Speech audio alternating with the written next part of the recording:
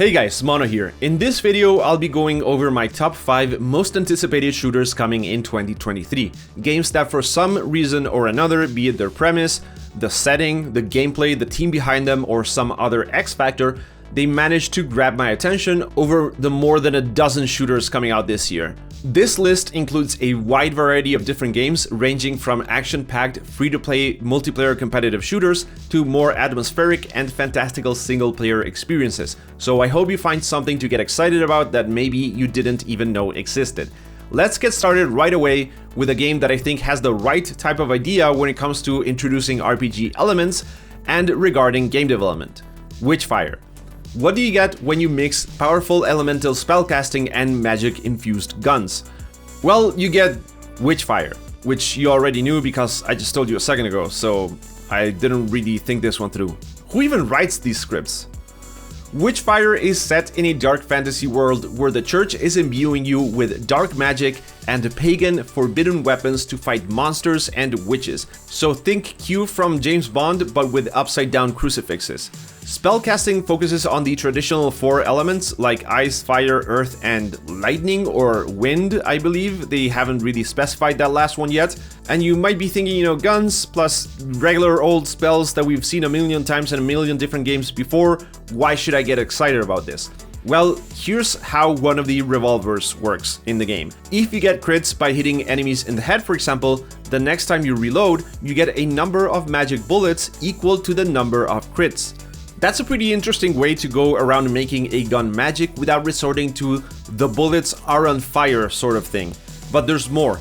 The second perk you unlock for the gun increases the damage dealt by the magic bullets, also according to the number of crits. So say you crit 5 times, you get 5 magic bullets and they all do plus 50% damage. That sort of quasi-exponential leveling usually leads to a whole lot of nonsense and seems to be a very creative and unique way to go about breaking a game and allow you to get very OP, but it also manages to do this while also rewarding skill in the process, which is pretty cool. I love this kind of thing. This is being referred to as a roguelike, though it's unclear how the death mechanic works as of yet, and it used to be this arena style thing where you enter a space, magic walls close it off, and you have to fight to get out, and that just gets repeated over and over. But they decided to change that. They delayed the game from 2022 to sometime this year because they decided to completely rework this core gameplay mechanic. They even shared a blog post about it, taking a deep dive into some examples from other games and how they went about deciding to change it so now it's like a semi-open world thing. It's a really interesting read if you care at all about game design. Link for that will be down in the video description if you want to check that out. But how often do you hear a game getting delayed because they decided to actually commit the work needed to fix a huge issue like this? And this is launching in early access, by the way, so it's very encouraging to see that they care about not just dumping an unfinished mess just because they have to meet some deadline. Apart from all of this, I think it looks fantastic. This is being made by the guys that did The Vanishing of Ethan Carter, Bulletstorm, and Painkiller, all of which were well-received games, and it's using the same photogrammetry technology they used in Ethan Carter, so the graphics look incredible. The guns seem properly punchy and the spells have a satisfying visual spectacle to them and seem a lot of fun to use. My only concern here is enemy variety, but I guess we'll just have to see about that one. Witchfire will launch first as an exclusive early access title on the Epic Games Store, but it's supposed to launch on consoles once it leaves early access. Alright, the next two come from the same studio, Embark, which was founded by former DICE devs. So if you're wondering why Battlefield 2042 is what it is, this might actually be one of the reasons. These guys left DICE to go make their own games, so both of these are passion projects, and as such, I hope that means we don't see the traditional DICE jank and release problems normally associated with the Battlefield series. First off, there's The Finals, a team-based shooter that's set in a futuristic TV game show.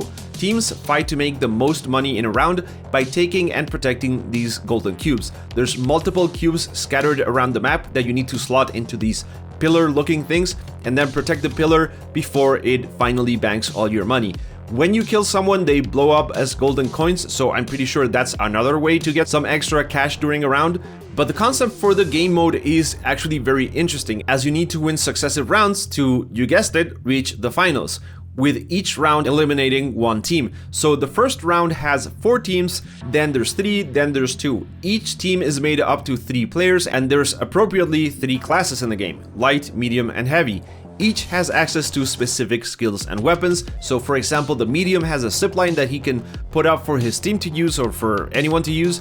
The heavy seems to be able to run, knocking down walls, and also gets weapons like an RPG or a heavy machine gun. And the light class seems to be the recon/ghost style class based on speed and stealth. You can also see in the trailers a sentry gun, a deployable shield, and a gun that shoots a sort of expanding solid foam that you can use to reinforce areas or create new ways to get around the map. So I expect a wide variety of different weapons and gadgets that you will have to choose from depending on what map you're playing and on your team's composition. The destructibility tech shown here is off the charts, and it's meant to be something that you'll need to engage with to create some tactical opportunities for your team. You can really tell that this is the DICE talent pool at work, and it seems like every house and building is both enterable and also fully destructible. I also really love the aesthetics about the game, especially what seem to be like team logos or something, very reminiscent of Wipeout if you ask me, and that's always good. This being a free-to-play game, there's also a wide variety of different cosmetic options for each class, which seem to be separated into things like masks, shirts, pants, and so on, as well as full outfits. If that's the only microtransaction aspect to this game, I think it's a completely proper way to approach a free-to-play game, and to have this blow up and become as successful as something like Apex Legends. There's going to be a closed beta on March 7th, which you can request access for on Steam, so I suggest you do that immediately. Our Creators is the other project Embark is working on. It's a third-person shooter which will also be free to play, and though there's not much known about the game yet, it seems to revolve around fighting and looting these alien machines that are constantly attacking Earth. Once again, they really nailed the aesthetic here, going for this 70s futuristic approach with these 2001 looking helmets and things like the choice of music and fonts used in the trailer, really evoking that retro feel. Enemies range in size from things like small drones to these absolutely massive spider-like things. They showed off some of the tech they are using to develop the ladder, explaining how they used machine learning to teach the thing how to walk on its own, instead of actually writing scripted animations for it, which is cool as hell and super interesting.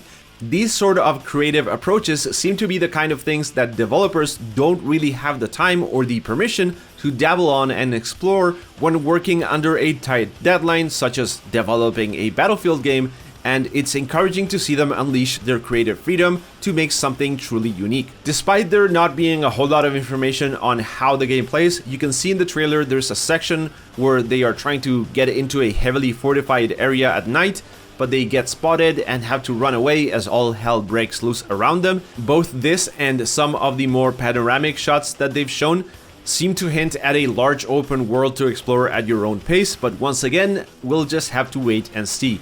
Both the finals and the Arc Raiders will be coming out on PC as well as Xbox and PS5. Okay, next up is a game I am personally really excited for, though I haven't seen a lot of buzz around it. Trepang Squared is a spiritual successor to Fear, focusing on delivering completely over-the-top action with this classic Matrix-style slowdown mechanic to make sure you are able to take in all the crazy stuff getting shot and exploding all around you. Graphics are mostly focused on these insane particle effects and flashy VFX rather than photorealistic textures, which is precisely the formula Fear used back in the day. The result is some of the best, most visceral and crazy looking combat that I can think of in recent memory. If games like Atomic Heart are like a good whiskey where the flavor blends perfectly to create this rich experience, something that you want to slowly dissect in your mouth as you admire the craftsmanship put behind it, Trepang Squared is like a cocaine-infused bootleg moonshine that tastes good enough hits like a truck and makes you want to dance like a fiend for the next 20 hours. The enemy AI isn't as good as it was in the original Fear, or at least it isn't in the demo that's available on Steam, but that demo is quite old, so hopefully they've been working on that. They've been showing consistent updates on the game on Twitter and YouTube, showcasing some new weapons and environments, and I don't know if it's just me having massive amounts of nostalgia for Fear or what, but I cannot wait for this one to come out. If you take a game like the last Wolfenstein games, yeah, they look good and they also follow this more traditional old school shooter formula, but I just think the combat here is way more satisfying. You can knock people in the air to juggle them around as you shoot the hell out of them. You can pull the pin off the grenades strapped to a guy's chest and then send him flying through the air, only to detonate and make mincemeat out of everyone around. All of this happens in glorious slow motion as heavy metal music is ripping in the background. I mean, what more can you ask for? Trepang Squared is only coming out on PC with no plans for a console release yet, as far as I know. On a completely different side of the scale, there's Stalker 2: Heart of Chernobyl.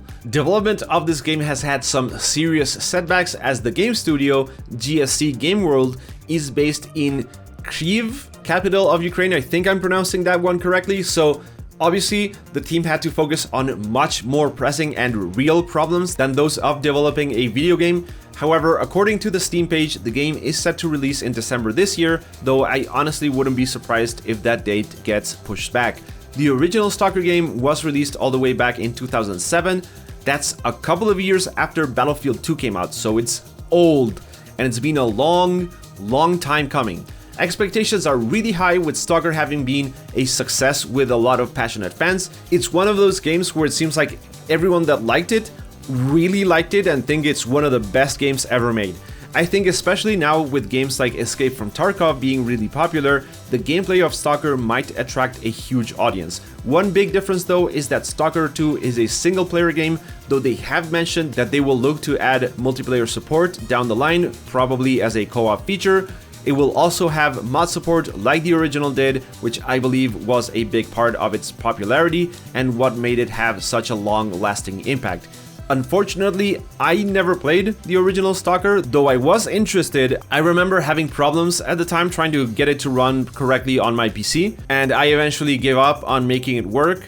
Now with the sequel in the works, I really want to see what I've been missing out on. What little they've shown of the game looks amazing, though the combat they showcased looks like the player has God mode on and just doesn't look like the type of gameplay that I would normally associate with this type of game, which is like a more survival tactical thing.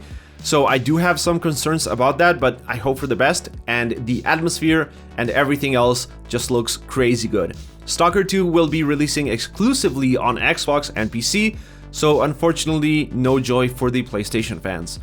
And I will include one more here, which I always planned for, but the algorithm being the algorithm, I had to title this thing Top 5 instead of Top 6, so you know, there you go. Warhammer Space Marine 2.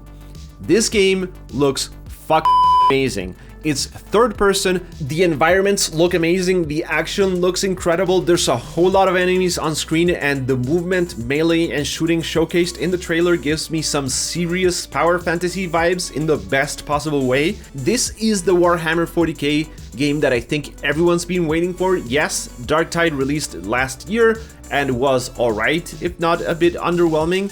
However, in Darktide, you play as a scrappy prisoner, not a Space Marine, making this 2023 game instantly better in my eyes. I mean, sure, they are completely different genres, concepts, and perspectives, but goddamn does Space Marine 2 look crazy good. So far, they've only shown the Tyranid as enemies, so let's hope they have a couple more factions to play against. Space Marine 2 is coming out on PC and consoles later this year. Obviously, it won't be coming to the Switch because, I mean, look at it.